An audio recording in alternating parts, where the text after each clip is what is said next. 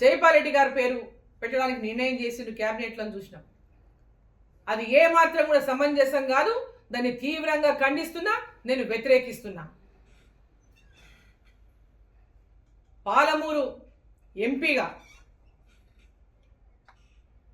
ఈరోజు కనీసం మాకు కూడా కనీసం సమాచారం కూడా ఇవ్వకుండా మీరు స్వతంగా పాలమూరు రంగారెడ్డి ప్రాజెక్టుకు జైపాల్ రెడ్డి గారి పేరు, వారి పాత్ర ఏమున్నదని మీరు పెడుతున్నారని చెప్పి నేను ప్రశ్నిస్తున్నా. జిల్లా ఇరిగేషన్ ప్రాజెక్టులు అటు భీమా కానీ, నెట్టెంపాడు కానీ, ఇటు కోయిలసాగర్ కానీ, పాలమూరు రంగారెడ్డి కానీ, వీటన్నిటి మీద కల్వకుర్తి కానీ అన్నిటి మీద పోరాటాలు చేసి ఆనాడు మా తండ్రి చిట్టెం నర్సిరెడ్డి గారు ప్రాజెక్టుల కోసం అహర్నిశలు పాటుపడ్డారు, పోరాటాలు చేసిండ్రు. వారితో పాటు మేమందరం